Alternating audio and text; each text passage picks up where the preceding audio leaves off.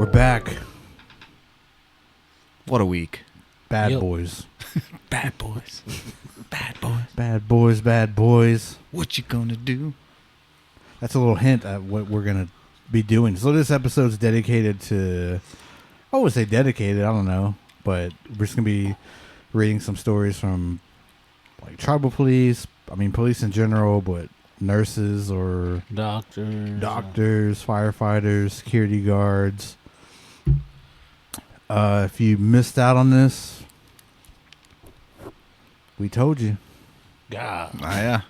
You had time to send them in. I'm just going to say right off the bat, some of y'all dropped the ball because I didn't get one story. I didn't either. Not one nibble, nothing. I had some people tagged in posts. I got a lot of that. But nobody said anything. Did you get any? Oh, I got the best story for you. It's gonna blow your mind. There was one of those, yeah. Ghost. That's the real ghost story. Because I heard nothing else. Disappeared. And we're done. Yeah. Well, you can find me at Now we're going to ghost you. That's right. I got a few of them. A lot of these guys, again, we ask stories from nurses and doctors and what do you call it? What would you call them? Frontline? Service? Yeah. Service workers? Is that what it's called? Frontline? I think frontline. Or EMT? Essential. Wait, no, it's called, what they call it during the pandemic? I don't remember. Essential. Essentials? Mm-hmm. Yeah. Service workers. Yeah. Something like that. I don't know. Yeah. Anyway. We love you. Thank you. I know a lot of you guys, you were concerned about, us telling your name because you're still working. We understand these are professional fields and we want to do this in a respectful manner.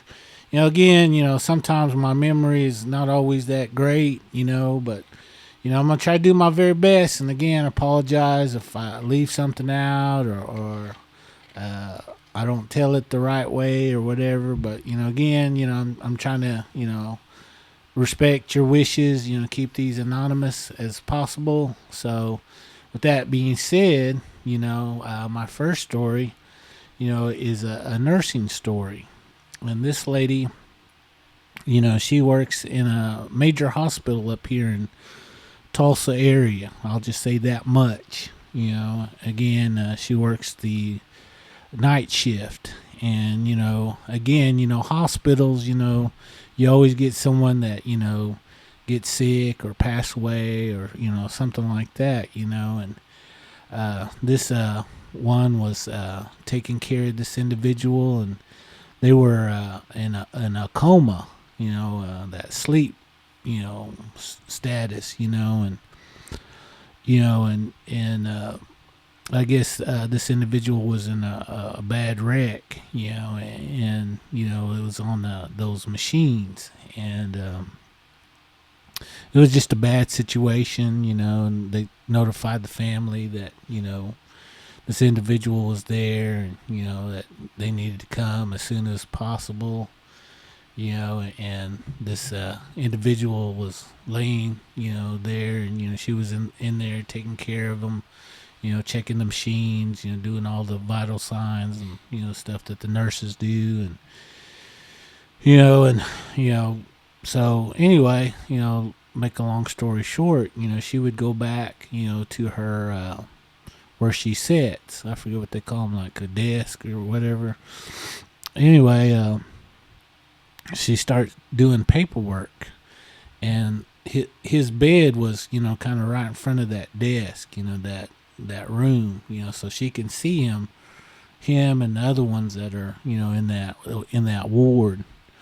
Anyway, she kept thinking she saw someone moving around in there while she was doing paperwork. She'd look up and she wouldn't see anybody there, and she'd get up, kind of walk around, just double check, make sure family members didn't come in, whatnot.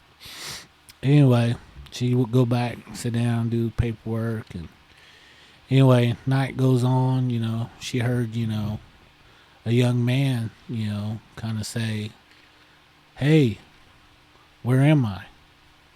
And she said it was short like that. It just said, "Hey, where am I?"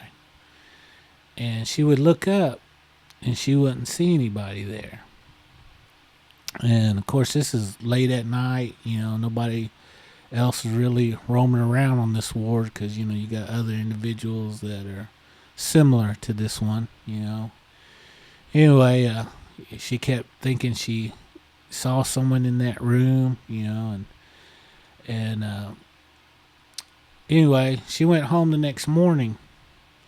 When the sun come up, her shift was over. She went home. And cleaned up and laid down, went to sleep. And in the middle of her sleep, she's sleeping. When we're all awake, she heard another male voice. That same male voice that she heard in that hospital. Say, "Hey, hey." Was trying to get her attention. She lived by herself. And she thought, well, it must be someone outside. It kept doing that. So she finally kind of got up, looked around, looked outside. There wasn't nobody there.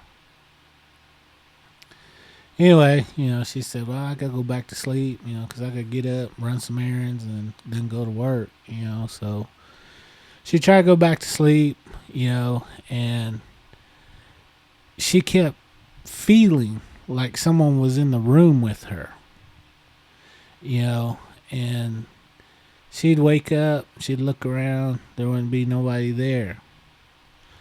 Well, anyway, it was time for her to get up, run her errands, and go back to work, she said. And, this thing kind of happened all that, that day, I guess. And anyway, she finally, got to work, and the family members were there. And anyway, they was in there, doing what they needed to do, and the doctor came in and, had gave them the news, and anyway, they said family decided to go ahead and turn everything off at a certain time, and they made that decision, and their whole family was there, and they did what they had to do, and turned it off. And of course, this man was, in such bad shape. As soon as they turned it off, it wasn't too much longer for him to, just expire. And, of course, they let the family, in there and, have their moment, and time.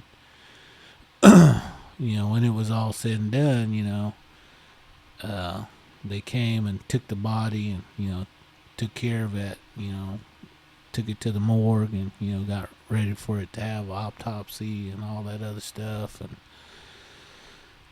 anyway, she was in there cleaning up, and getting those machines wiped off, because they knew they were probably going to have somebody else come in there pretty soon. And housekeeping was in there, doing what they had to do, clean and stuff. And she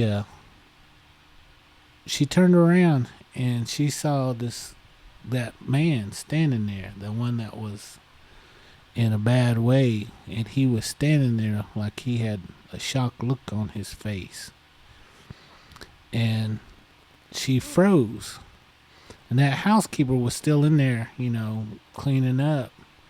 And she went over to tap that housekeeper on the shoulder to have her look. And by the time they looked back, he was gone. Mm. And so she was telling me that, on occasion she's had that happen, a few times. It didn't happen every time, but there's been in occasions where that has happened. And, again, I want to thank you for sending that story in to us. And I appreciate all that you do for all these families. Again, nurse's job is very tough, especially ones that have to deal with things like that, you know. So, again, I want to thank you very much for your story on that one. Good story. That was awesome. Good story. Yeah, I guess I forget too, like sometimes they can't say a lot. You know, like stories like that sometimes. So, but if you're just watching this or you didn't see our post, we'll probably do a part 2. Maybe, if possible, if we get more stories. But if you can share your story, just send them our way. Yeah. This story comes from, well, it's not really a story, it's a video. It's from Stephen A. Lowe. And he works at the College of the Muskogee Nation. There in Okmulgee, Oklahoma. He's a security guard. And again, I want to thank you for showing or sending us this video. And I'll let you guys watch it.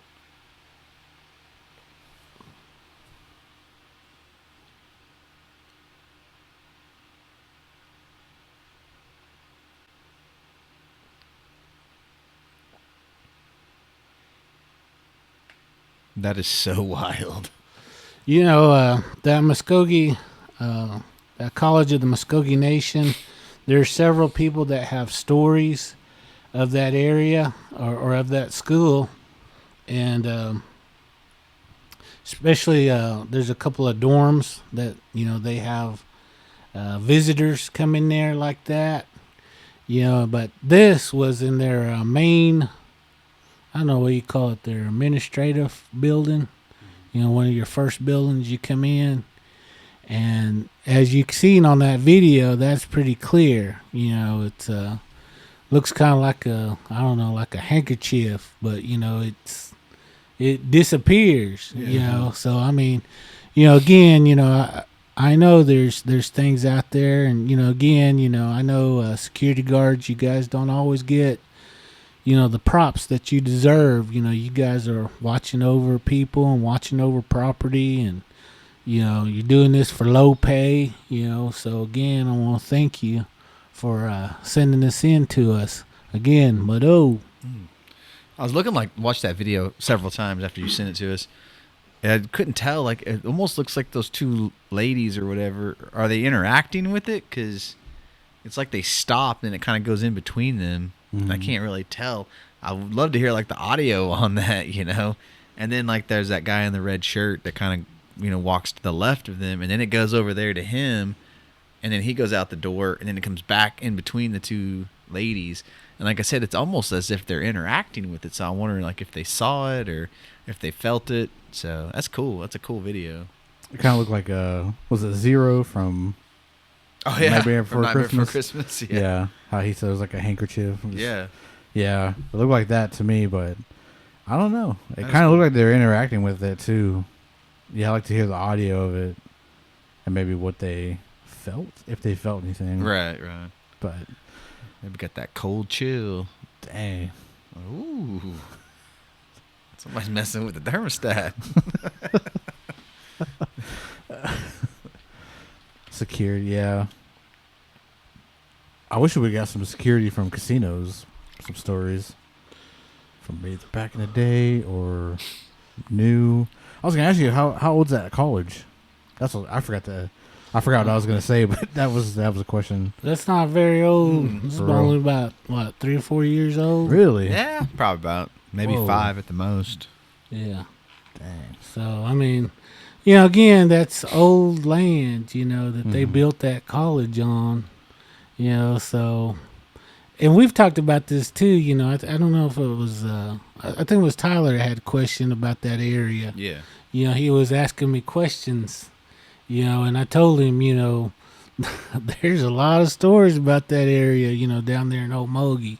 So again, you know, to me, it makes sense. You know, there's a lot of things, you know. Again, you know, we've talked about this before. You know, this world is old. You don't know what is there. You know, I think today, you know, paranormal stuff is very active, and you're getting to see this stuff because now everybody has a recorder. Everybody's got, something that they can, just like this, there's cameras going all the time, and, again, sometimes you're going to catch things when you got camera running, constantly 24 hours a day, 7 days a week, and like I've always said, everybody thinks, you can catch a ghost at night. This is during the daytime, with people coming in and out, it doesn't matter day or night, morning, whatever. If a spirit wants you to see them, you will get to see them, and to me, this is, again, I sure appreciate everybody sharing everything. And I've got another story. I'm going to let Russell read it, but how would you say this name? Whoa. Here. Well, Hugray, Dawemi, Pigeon Simpson. We'll say Mr. Simpson. Yeah, Pigeon Simpson. Pigeon Simpson. Sorry if we butchered that. Yeah. Sorry. Okay. When I was 3 or 4, at the end of our tribal encampment, I wandered off to a tree and my grandma saw me looking up and talking. She told my mom to go check on me, and when she asked what I was doing, I told her I was talking to the little man in the tree. My mom took me back to the campsite, and my grandma told her to watch me the entire time. LPs. At 4, I woke up in the middle of the night, often seeing the Hat Man, all black silhouette, and filled the entire doorway. I would be in a dead sleep and wide awake to only be frozen in fear, and when I could, scream or hide. This was in Cushing, Oklahoma. And most recent was 2019, and I was washing dishes while it stormed early in the morning. My husband just left for work at 6:30 a.m. and it was still dark. But I stared out into the darkness watching the lightning and rain. I saw a red light where my pond was and thought it was a neighbor's brake lights. Wondered why I only saw one red brake light, but thought it was because the car backed up sideways. A few minutes later, I saw the weather station battery indicator light flash blue, then right next to it the red light flashed again, and this time it was closer, maybe 50 feet away, but was terrifying me now. My heart was raving and my hands were still washing dishes, but my body was in fight or flight mode and eyes focused on the area. Next red flash under my carport, peeking above the car's hood 20 feet away from me. I went straight to panic mode because I have everything to protect myself from an intruder, but not an orb-shaped red light. I grabbed my gun knowing it wasn't what I could use and came back and it was gone. I waited to see it again, but ended up smudging my entire home, carport area, property, and even salted all the windowsills, all doorways.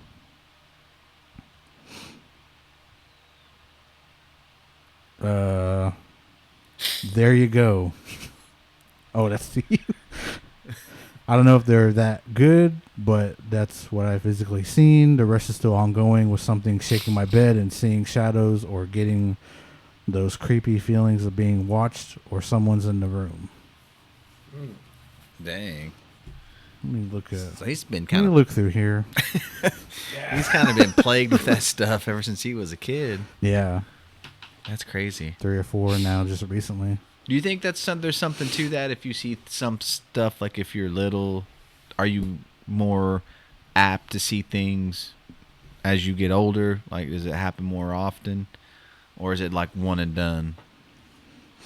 I think it's up to the individual. Again, they always say, we all have that ability, to see things, especially children, because they have that open mind. They got that imagination. They've got that part of their brain open.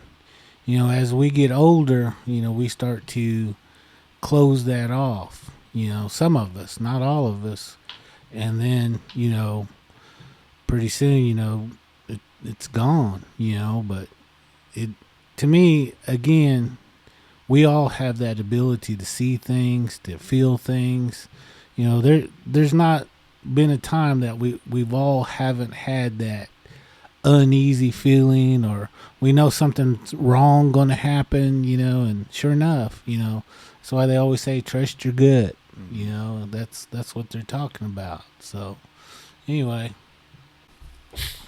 this one is from a doctor, and he told me this just recently. This was like yesterday, and anyway, he was telling me that he's a emergency room doctor, and he sees all kinds of people that come in, and sometimes they have to do emergency surgery, to save someone's life, and anyway, they had someone come in. They were shot, and he thought, he was looking at it, he thought, well, he could get in there and, pretty easily, remove that bullet, and, thought this was going to be a success, no big deal. So, he was rushing everything, and anyway, just sometimes, it's, things happen, and this individual didn't make it, through surgery, and he did everything he could, to save this individual. He removed the bullet, but the individual, sometimes with that, what do you call it, anesthesia,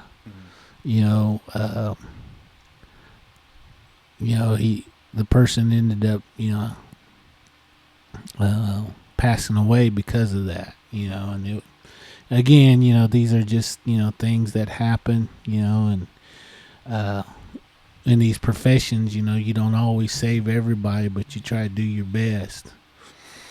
Anyway, he was feeling real bad, about this, after it was all said and done, and he had to go talk to the family and tell them, what has happened, what was in the process, and there's a lot of paperwork that goes along with it. So, he's constantly thinking about this, and anyway, his day was over, and he went home, and he went, told his wife, said, this wasn't such a good day, I had lost a patient, and I don't know, he was questioning himself and his skills, and anyway, so he said he went to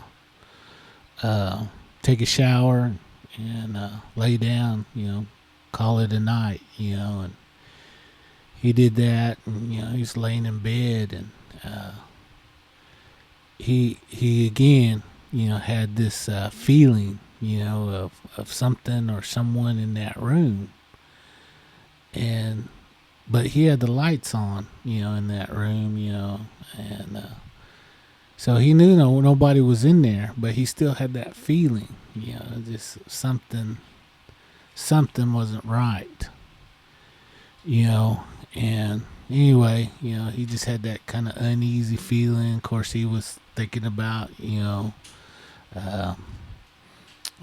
losing that patient, all the things that, kind of just rethinking things through and stuff like that. And, pretty soon his wife came in, said the kids are in bed, so it's time to go to sleep. So she turned the lights off, and, they rolled over and, was getting ready to go to sleep. And he looks up, and he sees that man standing there in the doorway. And he raises up, because one, he was shocked. At first he thought someone broke in. He rose up, and turned that light on real quick, and he was gone. And he said, people can say what they want to say, whether about paranormal or what. But him working in that emergency room, he's experienced a lot of things. And again, I want to thank this individual for sending in that story, and I thank you for what you do, in your profession. I know, we don't always say thank you, about those things. I know I see a doctor quite a bit, and again, I want to, thank all those doctors out there that might be listening to us, and doing the job that they can. I know sometimes, we don't always think about what they go through, and what you do, as a profession. I know that's got to be hard sometimes, especially if you have a heart. You're not just doing it to make money. You really wanted to help somebody, and this individual, I felt like he's like that. So again, I sure appreciate your story. Aho and Mado. You have TikTok yet, Tyler? I do not. Man. Yeah, I don't have TikTok. No, there's videos on there where, I don't know if Chris has seen them, but it's nurses where there's some levels that are blocked off, I guess, in the hospital, and they'll go in there and they'll have their phones out and they'll just kind of do their own type of paranormal stuff. Like, this is in city, like out of state hospitals and stuff, but there was one where, dang, I was watching it. All this stuff comes on my phone at like 2 a.m., 3 a.m., and I'm just sitting there saving them and sending them to you guys and just like trying to figure out if they're real or not. But there was one where it was a hallway and it was all shut down and blocked off, but you could still see in the little window. And these ladies go up there and they have their phones and they got their light on their phone and they're looking through the window and they have their phone on the window as well. And dude, all of a sudden, like, they see what looks like a patient in a gown holding the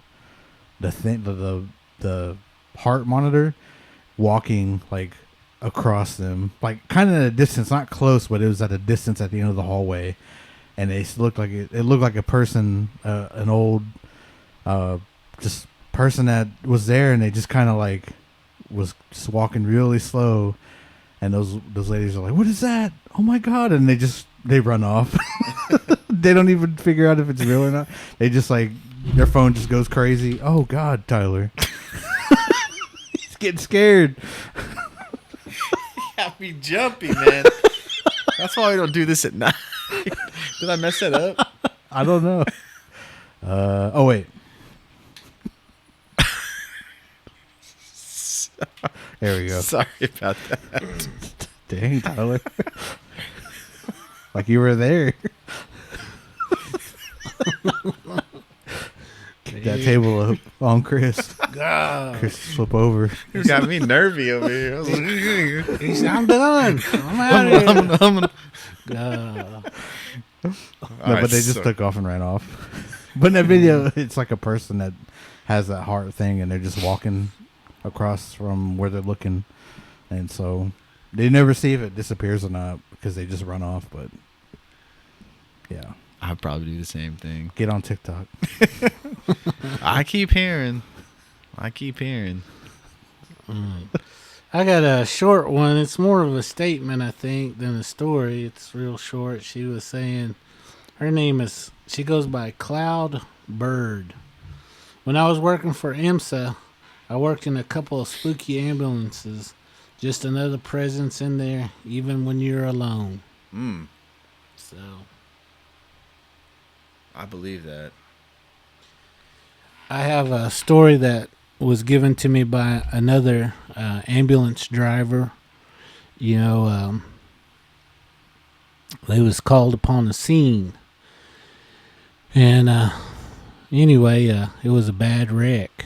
And he showed up. He was the first one on the scene, and of course this was way out in the country, and this was 3 cars in this wreck.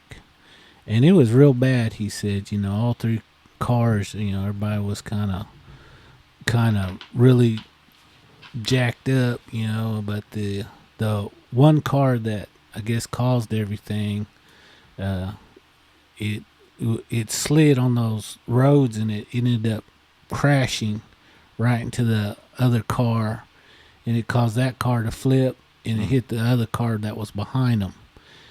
And anyway, that car that flipped, that person was dead, but again, the way they were in there, he had to get in there, just double check to make sure this one guy was passed out, or whatever, and he was all crunched up where he couldn't really reach this individual, so he went to go check on those other passengers of the other vehicle while the fire department usually shows up. They're the ones that kind of do everything. So anyway, he was able to get those other guys out of their vehicles, and start working on them, till other ambulance people came. But he kept hearing someone's asking for help in that car. By that time, ambulance person, fire department came and, they took those, what do you call it, jaws of life, to get that door off, and anyway, come find out that person that was in that car, their neck was broken, from the impact of it flipping. So that person wouldn't have been hollering for help. Dang, they just heard it. That's crazy. Again, I want to thank you, IMSA drivers, you ambulance people. I know myself, I've been in several, situations where, you guys, really did a good job, and again, I can't help but say thank you for, all the things that you guys do, to help people out. And I know, I'm sure you guys got some, moving stories like that. So again, I appreciate each and every one of you. Aho and Mado. I have another story from, dang, I just lost it. Oh, Andrea McGee. And I'm going to have Tyler read this one. Oh, yeah, let's see. This says, this is probably about 8 years ago now. We visited the Pensacola Lighthouse on NAS, the Naval Air Station in Pensacola. There's a Naval Air Museum there that's been free that I've been visiting my whole life. The lighthouse isn't, but wanted to try something different. So we paid for myself and my 2 then young sons to visit the lighthouse. I'm a fairly intuitive person, to put it in simple terms. That'll play into this in a few minutes. Well, we went into the house part that attaches to the lighthouse, and the lighthouse keeper and the family live there. We felt a cool breeze blow across me into the certain rooms. It's Florida, Alabama area. In the summertime, there's no cool breeze. So that was weird. Red flag. Number 1. We went into the basement, and they had this historical setups down there. We turned to go back towards the stairs, and we saw a dark human shadow hiding under the stairs. Red flag number 2. We went upstairs into the master bedroom. There was a tour starting there, that there was a story that the lighthouse keeper's wife murdered him in the room, but there was no historical reference. So yeah, probably true. Felt off. There was an interesting shaped stain on the floor, and that's red flag number 3. So we went to the lighthouse portion, and I'm not a heights person, but there was a room off to the side, like 2 stories up. My kids and I started up the stairs, about 12 up. My eldest, who was 9-ish, started flipping out. I'm scared, I don't want to go any further. I hadn't told him what I had seen earlier, so he stayed with the guide. And my youngest, age 8, and I went into the other room. After we left that place, I called my parents, and they had been there a week prior, and I asked my mom, hey, had you seen anything weird at that lighthouse? And my mom replied that she had seen a shadow under the stairs at the basement. So I Googled the lighthouse and I found that ghost hunters had been there before. The same stairs my eldest flipped out on, they had gotten a reading.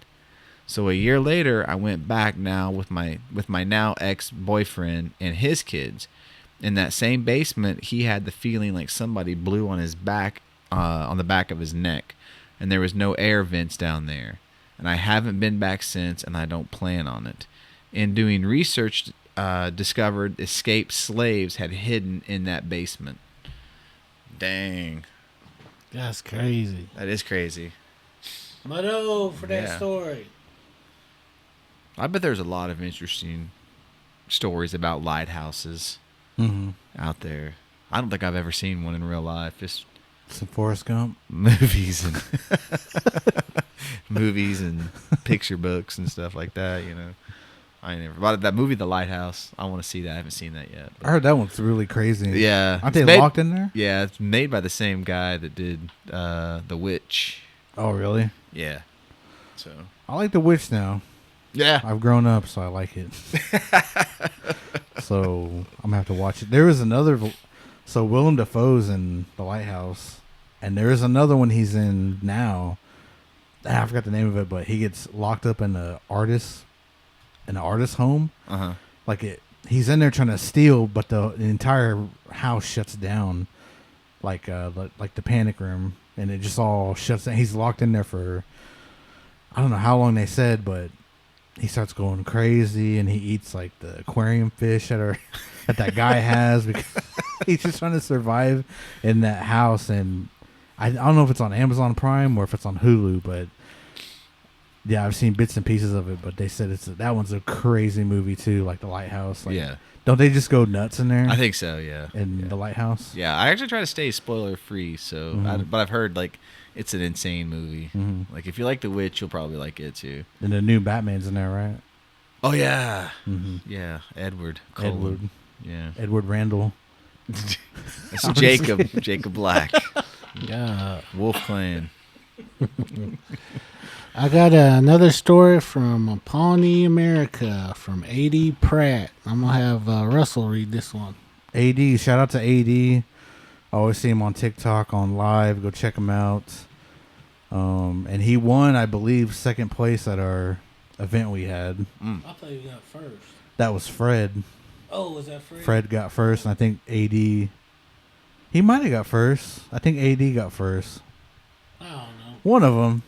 Shout out to you, though, Fred and AD Pratt. But when I worked on the res at the police station, we got a call about a young woman beaten and needed medical attention.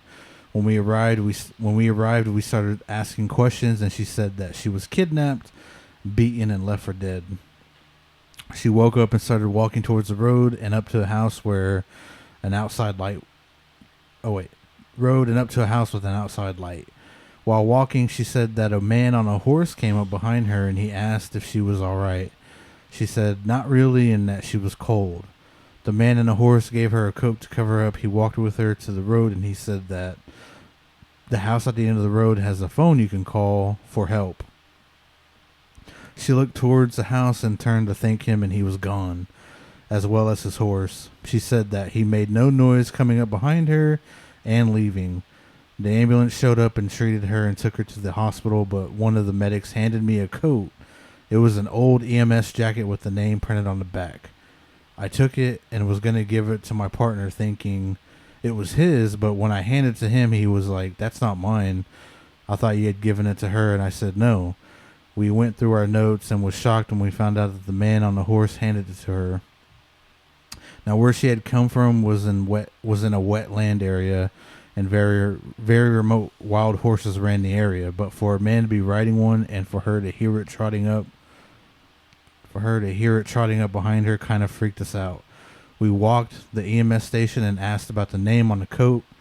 It was confirmed that someone with that name had worked for the station years ago and had passed on. That really gave us all chills in both stations because she was walking with someone who wasn't here and has passed on, but it was his nature to take care of people. That jacket was in the station for a week or so till it disappeared one day. No one questioned it and simply said he came back for his jacket. Case closed. To end the story, that young lady recovered and the one who hurt her were caught and charged.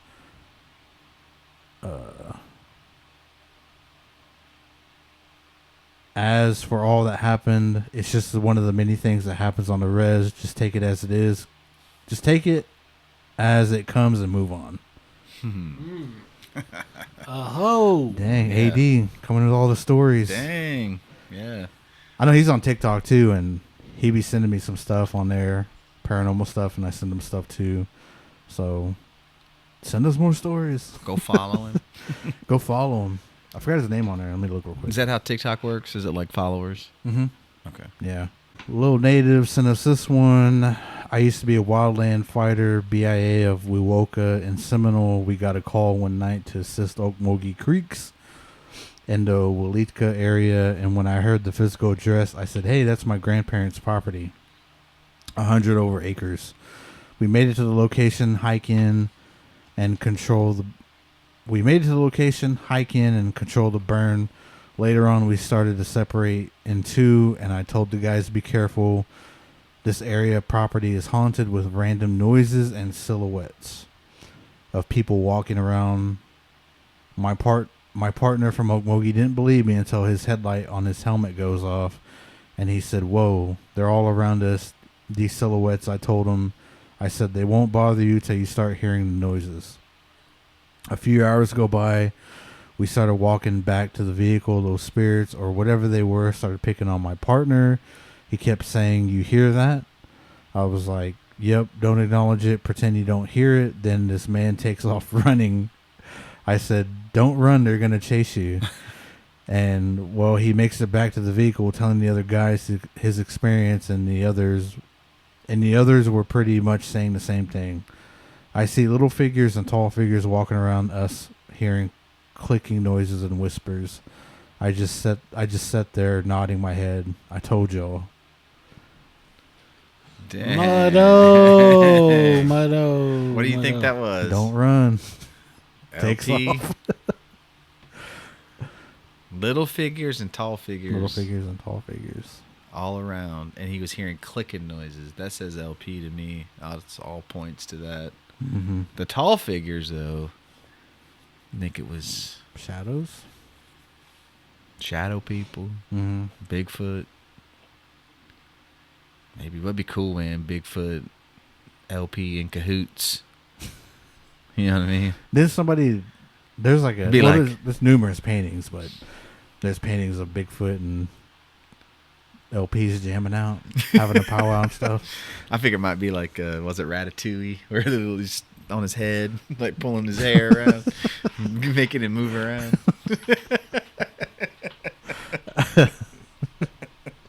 Here you go, Tyler. You can read this Yeah, one. let me see. This one, is it okay we say her name? Yeah, go ahead and say her name. Looks like Shima Luan. It's with a J, so I don't know if that's Luhan, if that's like Spanish or Luhan or Might be. Lujan. Luan. All right, so I apologize, Shima, if I mispronounced that. But it says she's not slapping her knee. she done put a curse on me. Yeah.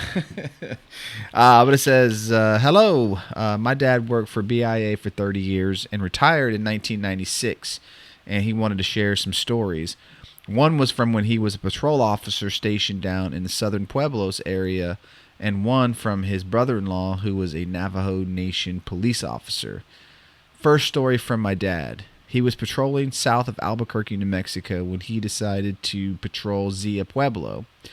When he started patrolling on foot, he noticed that none of the tribal officials were around, but there was a bunch of dogs barking in the area.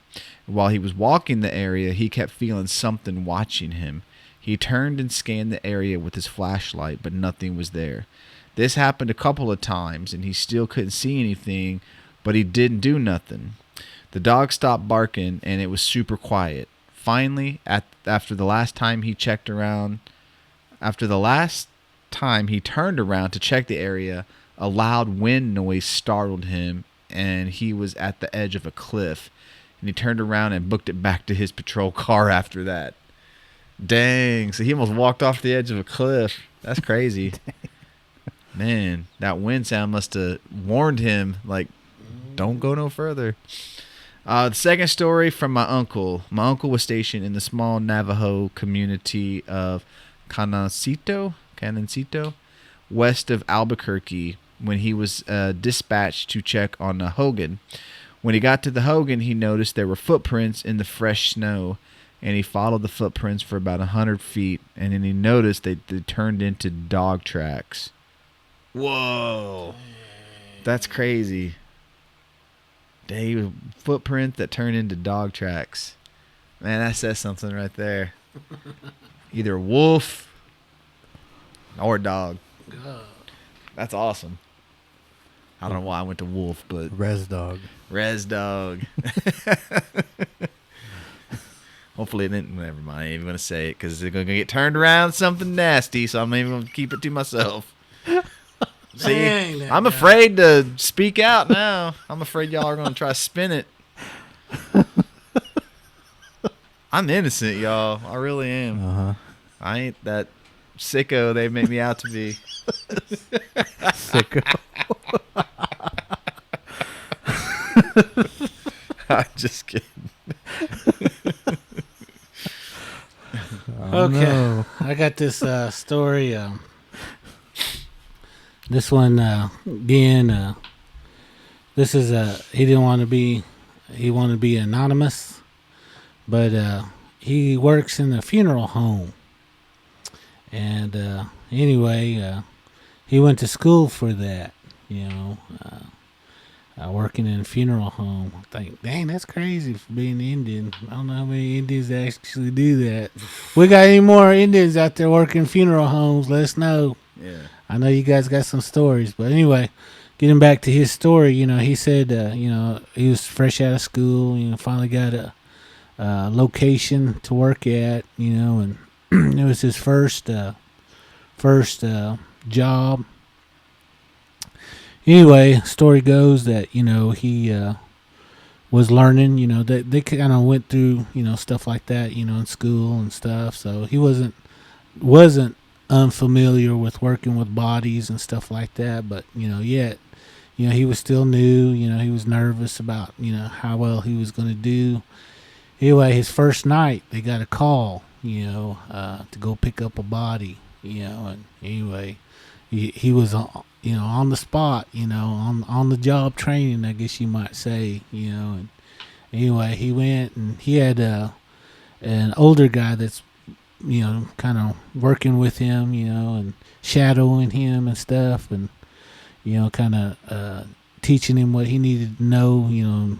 Anyway, they went to go pick up that body and come back, and anyway, you know, the guy told him, said, you know, we went and got the body, you know, now you got to embalm it, you know, so I know you've gone to school, so I'm not going to tell you anything that you already don't know. So anyway, he said, I'm going to go and get me some lunch. And, you know, if you have any problems, give me a call. So anyway, you know, he said, all right. He said, and so anyway, he was getting the body ready. And anyway, he was turning around to get his tools, I guess what you call it, you know, to get ready. And he said that body set up. And he said when that body set up, he said he took out the door. And he was outside, you know, waiting for that old man to come back. You know, that old man finally came back and said, what happened? What are you out here for? You know, he said, well, that body's set up. So I don't think he's dead. You know, he goes, well, didn't they go over that with you in school? You know, and he goes, no, they ain't talked about that. You know, I don't recall that. You know, he goes, you must have been sleeping or whatever. He said, you know, sometimes the body, you know, has its last, I don't know how, muscle reaction or what you call it. And sometimes they even pass gas, and sometimes they, you know, it's the gases in their body that makes noise. You know, he's kind of educating him, said, you know, it sounds like they're talking, or, you know, sound like they're giving their last breath, but it's, you know, because of those gases in their stomach and causes them to do things. And, you know, kind of rattled him, and because in school, they didn't really go over that much stuff. They just told him, the fundamentals, I guess, of how to bomb somebody and stuff. So Yeah. that old man had to go in there with him, to finish that body off.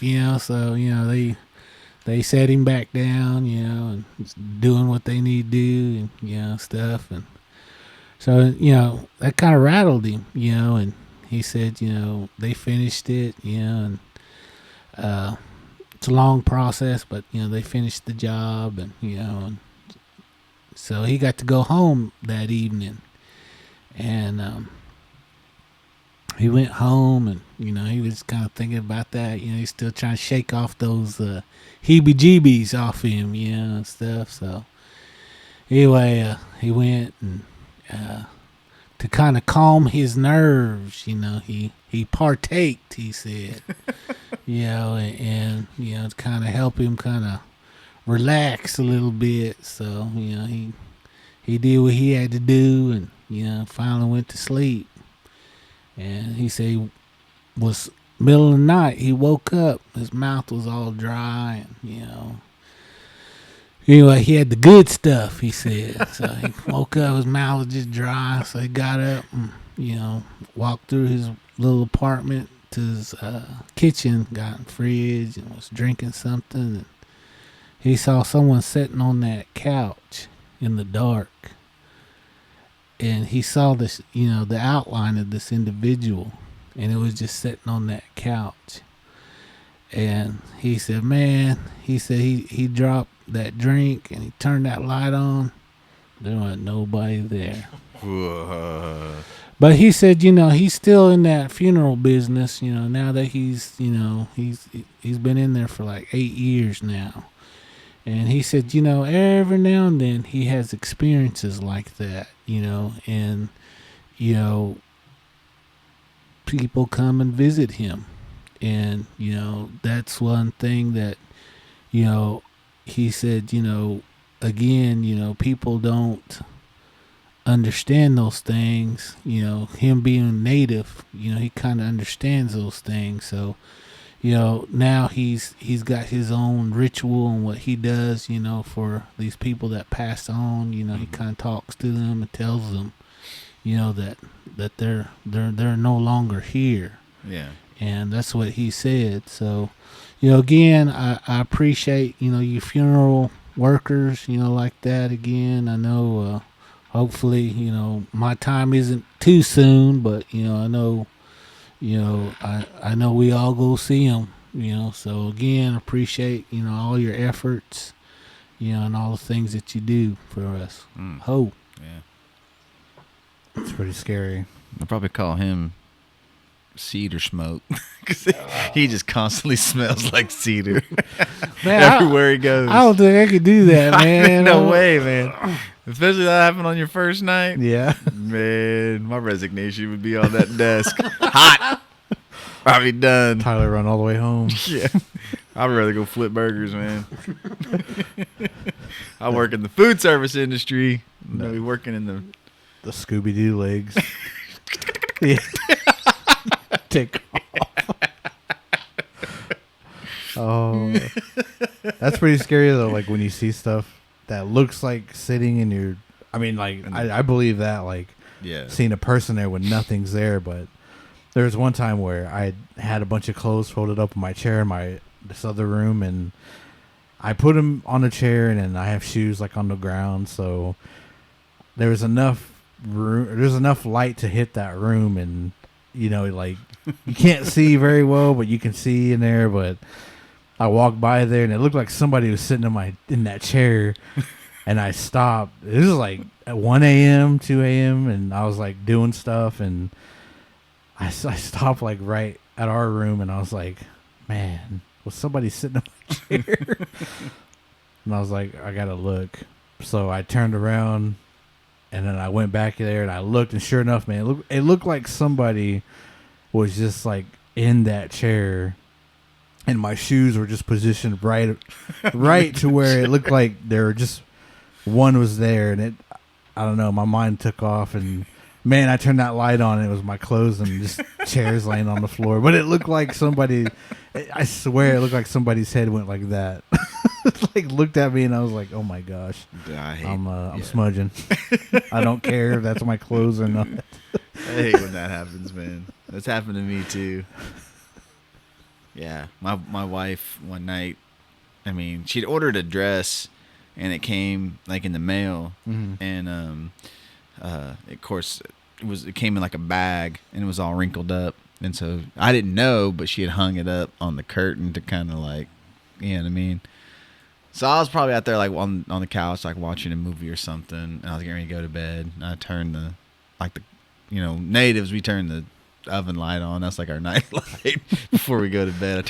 I got the setting, the number 1 setting, so I hit that number 1 setting, which is, it gives off just a little bit of light. When I walked in that room, man, and I wasn't expecting it, but like out of my peripherals, I opened up that door, and out of my peripherals, man, I saw like this dress, man. I was like, ugh, like that, and she like jumped up, and then she scared me again because she scared me twice, because then she jumped up, and then her jumping up scared me again. She's like, what's the matter with you? I was just like, it almost gave me a heart attack, man. You didn't tell me you hung that dress up. And then she started laughing, but like, because I scared her, then she jumped up because I scared her, then it scared me again.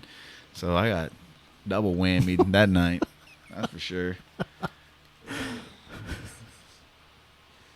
I got another story.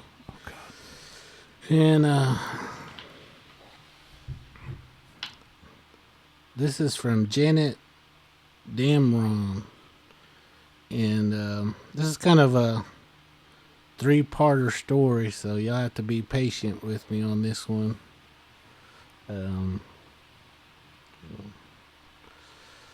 She said, I used to work at the Pauls Valley DOC. There was a lot of weird things that happened when I worked there. After I closed there was a guy who worked security. He hated going in the lot of the buildings. Yes, even a client mentioned seeing a client who had passed. Yes, but that client that had died was a little copper redhead, had Down syndrome. He was always up to something. Now I have to play this audio clip because she tells the rest of the story. Donnie Red, that's what we called him. His first name was Donnie. Well, it actually is Roy Don, but we called him Donnie. And we were over on, it was a building called Kerr, and one of the clients was sitting there, and I forgot how you call the ceilings, but they went kind of up where it was like a little bit, I don't know what it's called. But anyway, this other client was sitting there, and he looked up and he said, Donnie Red, you come down from there. That's exactly what he said. So I figured Donnie was flying over. What?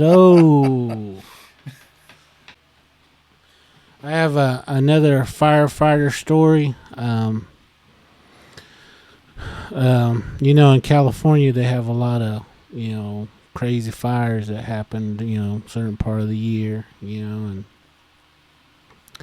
anyway, some of them get real out of hand, and, they call all these different firefighter departments, and BIA usually sends, a lot of these tribal firefighters up there to help out, to give them experience and stuff like that. And anyway,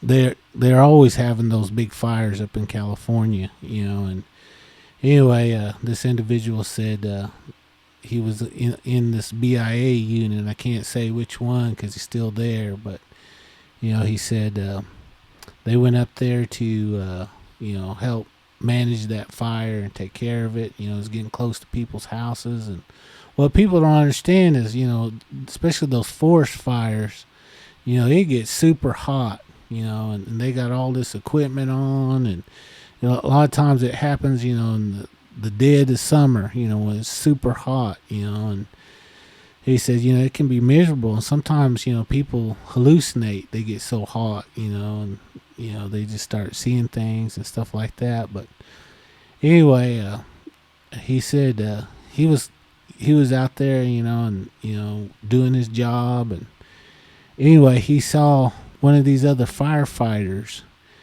come up to him and say, there's some bodies over that hill. He said you need to go and try to get more people go over there and try to rescue them and stuff. He said I'm getting ready to head over there, but I'm trying to get other people to go over there. So anyway, he turns around and they go, and he gets some of his other crew that that was sent up there with them, and they rush up in that area, and sure enough, there's people in that fire, but it's too late.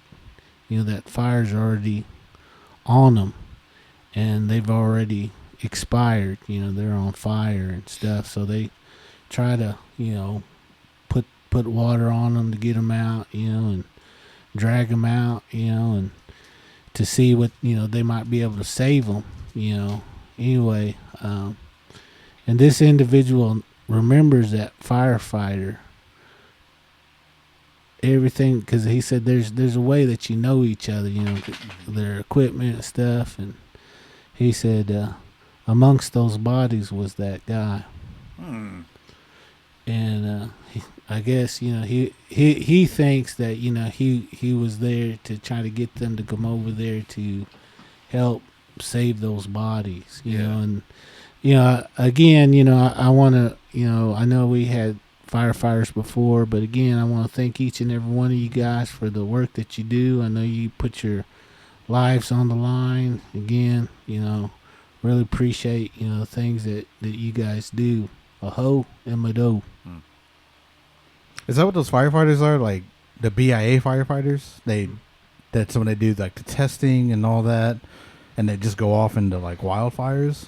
Is that what that is? Well, normally they're supposed to take care of their reservation. Okay. Their reservation, because a lot of times the local fire department can't come in there and do it because it's on Indian land. So you have to have BIA. But in fires like that, they send out a call to anybody that can spare anybody, and a lot of those guys they don't have much to do, not that I say that they don't have much to do, but they don't get a lot of calls. So sometimes they might send half their crew out there, so they can get experience and keep those skills going. So a lot of times they'll send them up there on those big old forest fires, to help out, especially in those areas, and that's what they do. So yeah, I just remember that when I was younger. Because in Pawnee, they used to do a lot of that. I don't know if they still do now because I don't live around there. But, I mean, they'd always do, like, the testing for it where you walk, I think, 3 miles. And you got to do it in under an hour, I think, or something like that. Yeah. And there's other testing as well. But I remember they'd send them off to, like, California and to help out with these other forest fires, too. But I never really knew, like, what it was. And stretching before she climbed up there. But yeah, and I wanted to try and do that, but I think they said like you got to walk 3 miles in under an hour or 45 minutes. I was like, dang, I can't do that. I'm out. Yeah, I can run it, but walking, I hate walking. Man.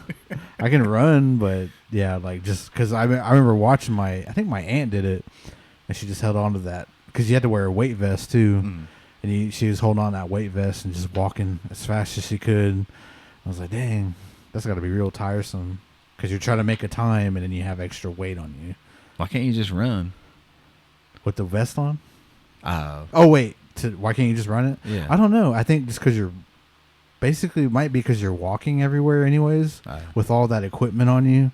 Oh, okay. So that's probably why that's like they want to see if you're able to actually walk with that weight on you. Yeah.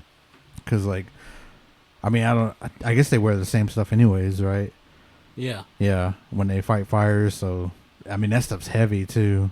It's gotta be like an extra 30 pounds, 40 pounds maybe. Yeah, that's some heavy equipment. Yeah. And it doesn't breathe. You Yeah, know? Yeah. that too. It's super hot, so you gotta be in pretty good shape, you Mhm. know, and be able to handle all that. And that's why they do those tests. You know, make sure you can handle it.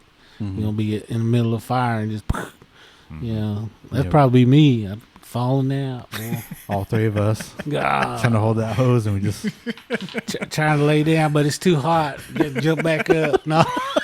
So I come out of there looking like one of them split hot dogs, you know, like you leave it on the grill too long, just split down the middle, just skull peeled back, yeah. big old forehead. Yeah, most of the tribes that I know, they all have, you know, a department like that. So, Mhm. you know, again, you know, in case they have a fire on their reservation or their tribal complex, a lot of times city won't come out there to them. You know, I guess it just depends on what the relationship, or I really don't know. I don't want to be a Tyler Randall, really. I'll just say I don't know on that part. I just know they Well, let me tell you, no, go 45 minutes, and I'll be really listening to it too.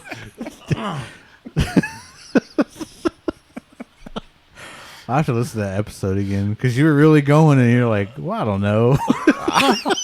It went for about 10 minutes, and me and Chris were just watching you in amazement. I'm like, man, this guy really knows. He's like, oh, yeah, but I don't know. I just made it up. What episode See, was this that? is how it happened right here. No, I'm just kidding. This is why nobody sends me stories, because they know I'm gonna go off on them. I don't know what I'm talking about, man. I'm tired. Oh, but yeah, shout out to the BIA firefighters. Mm-hmm. Hopefully, we still do that around Pawnee. I have to look into it, but yeah, shout out to y'all, man. That's a hard job. Like Chris was saying, that's a lot of layers that aren't breathable. Mm-hmm. You're just like kind of fighting these hot fires, man. Especially in the summertime. Oklahoma, no Man. joke. Mm-hmm. They even had to go do it in ice storms too. I remember a couple houses burnt down, you know, during that ice storm. Mm-hmm. And I guess I don't know how their house catch on fire, but I guess maybe a heater or something. Somebody dropped something on it or something. I don't know. You guys ever see that movie? I think it's called Backdraft or something. Oh yeah. Where they show that fire like it's alive. And Yeah. stuff. And I always thought that was cool. Yeah. That's the coolest movie I've ever seen. That is So- cool. Backdraft. I'm gonna have to watch that. I think No, that's Ladder 49. What's the one? I don't remember who's in it. Kurt Russell, maybe. I don't remember. It's good though. I don't remember, but the only thing I remember is that fire. Yeah. It's like it's talking and it moves. And those fire guys, they talk about how that fire is alive. And that's what I like because on Creek, you know, we like that fire. So Yeah. Kurt Russell, William Baldwin, De Niro is in it. Donald Sutherland. Got some heavy hitters. What year is that? That is 1991. Whoa. Yeah. I have to check that out. Directed by Oklahoma's own Ron Howard. He ain't from here. Yes, he is. No, he's not. Ron Howard is from Oklahoma. he's from Bixby. All right. Let me say. He's from that town in the Andy Griffin show. Mayberry? Yeah, maybe. Let's see here. No, I heard he's from here, but I don't know where from. Said he's Pawnee. No, I'm just kidding. Used to be chief over there, boy. Used to be Ron Strongbow. Ah, That's what it says right here. dang, Russell don't even know his kinfolk over there. Man. You better go back to Pawnee for a Yeah. little bit. Visit. You better be doing your research. You don't know Ron Howard. He helped build that casino. That's right. Got the funds for it. No, not the Fonz. That was No, Richie. the funds. Oh, they said the Fonz. I was like, he was That's in your Happy chief. Days. Yeah, Ron Howard. That's still the same guy. I thought you said the Fonz. He was born.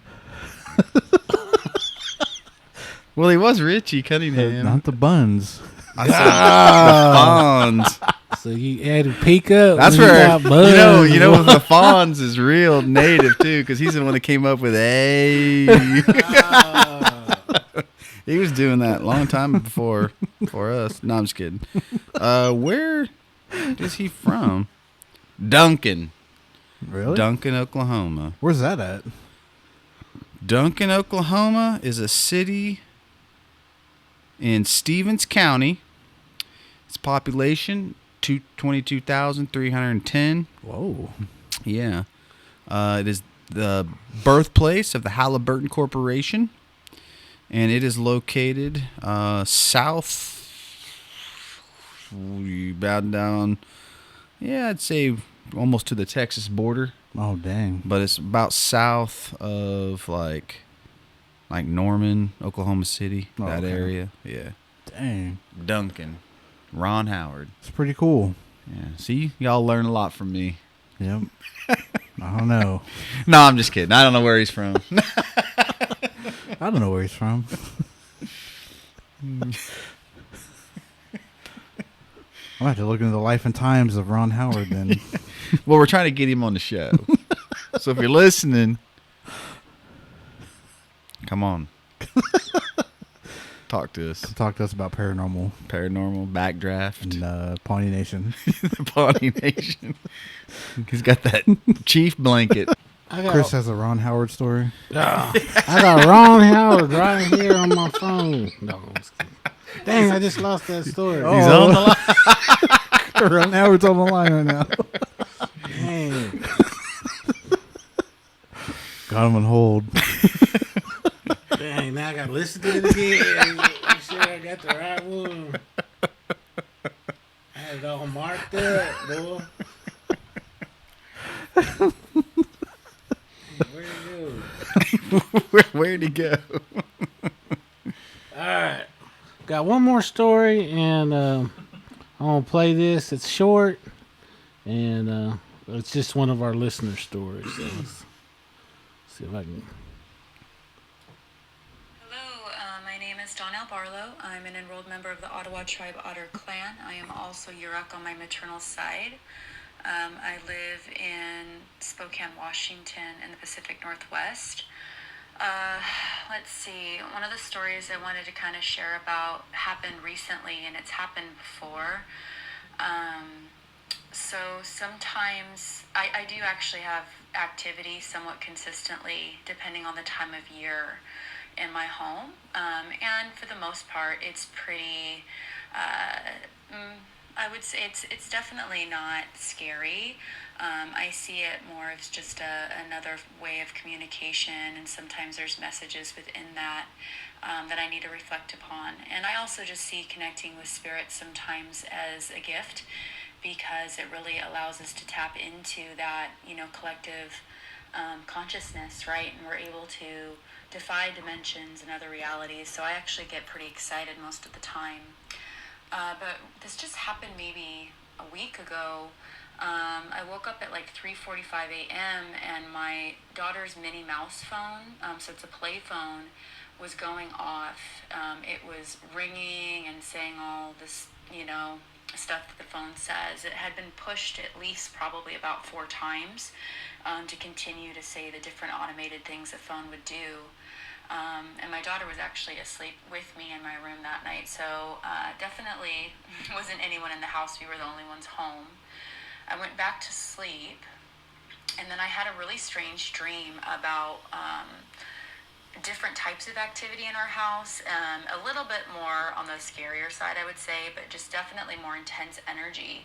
And in the dream, I realized when things were a little bit different, looked different, that I actually indeed was dreaming. And so I ended up waking up. And then within seconds of that, the phone started going off again. Her Minnie Mouse phone started making those sounds. I decided at that time, it was 5 a.m. to get up, and I came out into the hallway, and I just kind of took a look around and asked a few questions. I didn't get any responses, at least not that my ears at the time could understand. But, I don't know. I'm not sure if there's some type of call that's being made or that I need to make or something that I need to be paying attention to. But I definitely didn't feel fearful in any way. And like I said, I look at some of the interactions that I've had as gifts that were able to communicate, beyond the density of the third dimension. So that's my story. A hoe and a doe, Miss Barlow. She sent in stories before. I was gonna ask that. Yeah. Yeah, she's always sending cool stories, and man, I tell you what, she travels around a lot too, and like I said, she works in the health area, and again, I just think, man, some of those stories. Someday I gotta go up there and visit with her and get some real good stories and go with her on some ghost investigations. So if you're listening, I'm coming your way sometime. No. And keep sending them. Yeah, keep sending those stories. We appreciate them. You got that Ron Howard story, Chris? You got that pulled up? This story happened a long time ago. No, I'm just kidding. No. In a town called Mayberry. Me and Andy were fishing. We saw that water demon.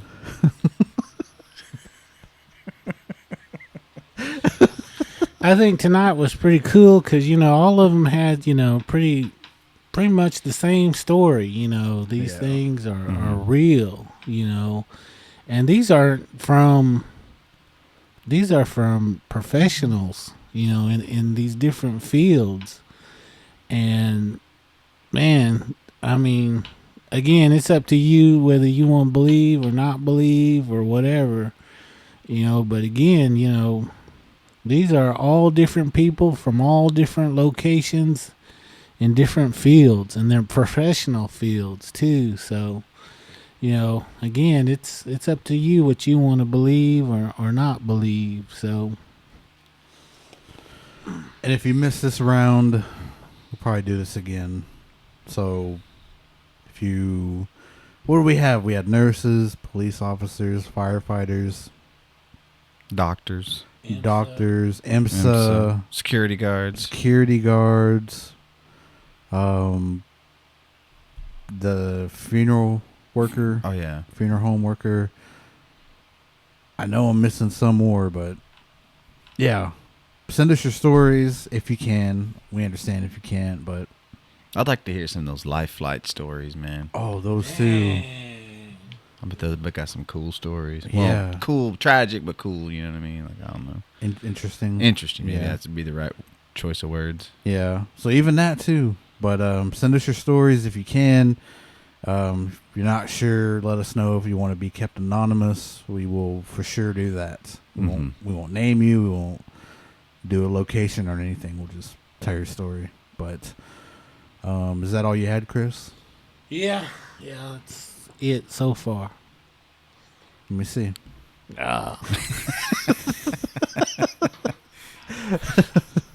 Let me search. Man. CEO, don't hit that file. Yeah. You can look anywhere, just don't look at that file. It's full of viruses. Hey. It's like hoping you've ever seen Ghostbusters, like when they open up that that real jerk mayor or whatever, like we're shutting it down. And he hits the ghost bank and like all the spirits come flying out. That's Chris's phone. You open up that thing, man, just.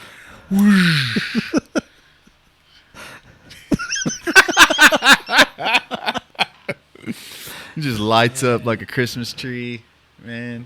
Just get him, Chris. Dang. That's for all the wrong things he's been saying about me. About how nasty I am. Dang, that's by your own lips too, man. I had to say nothing. God.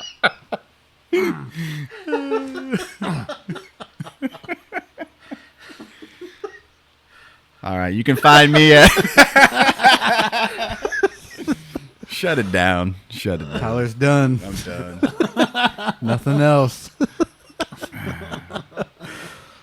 Well, thank you everybody for sending in your stories. If you have any, please send them our way. Hopefully we can do a part 2 of this. But yeah, everybody, let everybody know where to follow you, keep up with you. Again, I just want to say thank you to each and every one of you that sent in stories. Those were amazing stories tonight. Again, I want to thank you guys for listening in and supporting us. If you guys can get more people to help us by listening, have them like our stuff and listen. And so again, you want to find me, I'm Christopher Honka Hill on Instagram and TikTok. Muddo.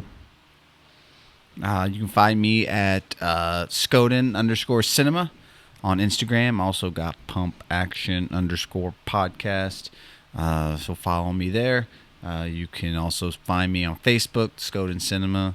Got 2 pages going over there. 2 pages. I don't got time for TikTok right now. But anyway, you can follow me there. And my personal, Tyler Randall. Find me at Ron _ no. Opie, Sun Eagle. No, check me out at Okie Podcast on Instagram at RustyMust49. My personal is Russell Sun Eagle. Check us out wherever. Spirit Talkers on Instagram, TikTok. We're available everywhere on Apple, Spotify, wherever you listen to podcasts, and on YouTube. Go subscribe to us. Check us out. We have some investigations on there. We might be doing some other stuff on there too, so stay tuned. But subscribe, hit that bell to get notified, and I guess that's all. So we'll see you next time. Smudge up. Muddo.